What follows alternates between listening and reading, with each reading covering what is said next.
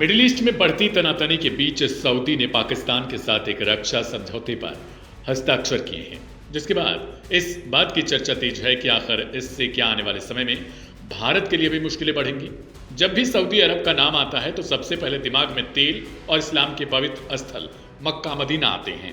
लेकिन अब इस रेगिस्तानी साम्राज्य की पहचान सिर्फ इन्हीं तक सीमित नहीं है। अब सऊदी की पहचान है हथियारों का जखीरा और ताकतवर सेना।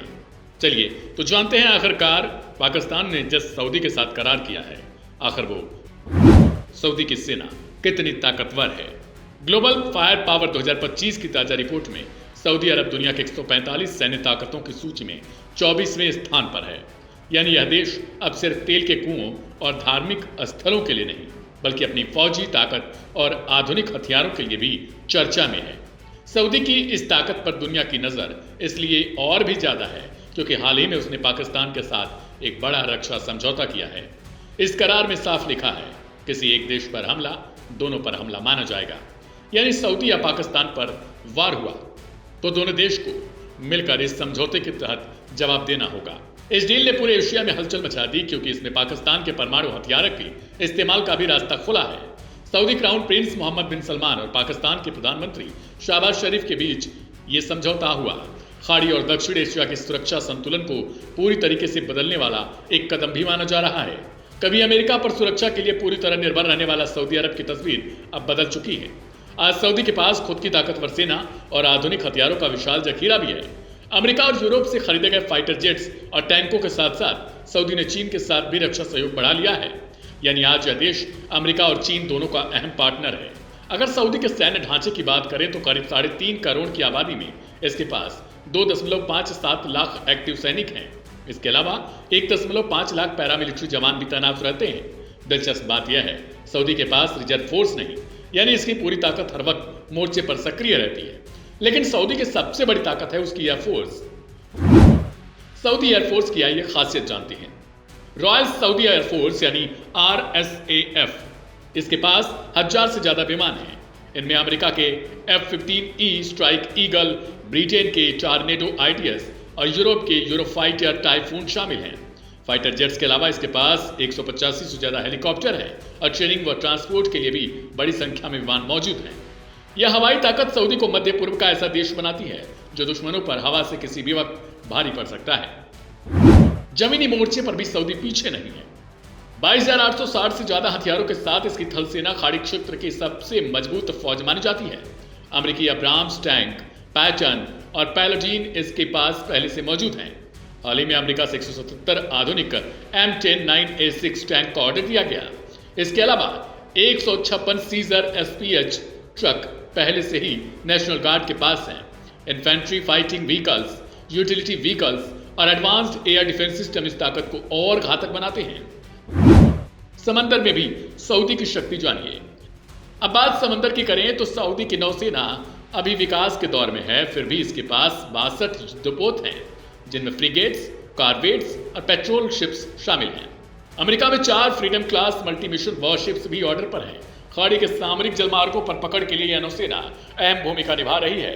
यानी साफ है, अब सऊदी अरब को सिर्फ तेल का बादशाह कहना सही नहीं होगा, क्योंकि यह मुल्क अब हथियारों, फौज और अपनी सैन्य ताकत से भी पूरी दुनिया को चौंका रहा है।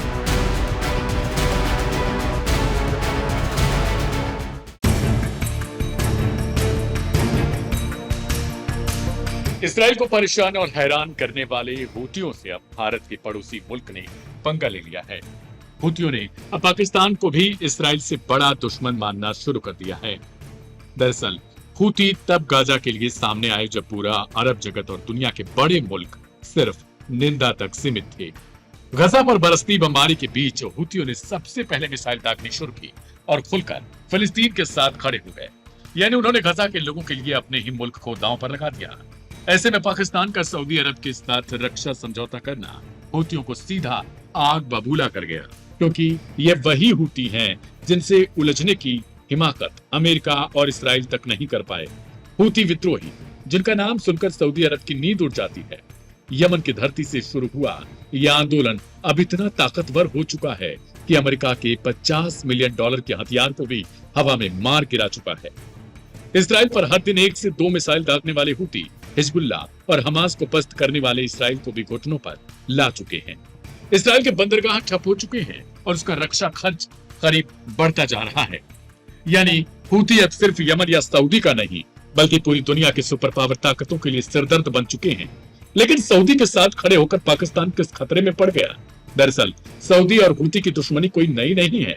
साल 1990 से 2013 तक यमन में हूतियों का विद्रोह चलता रहा।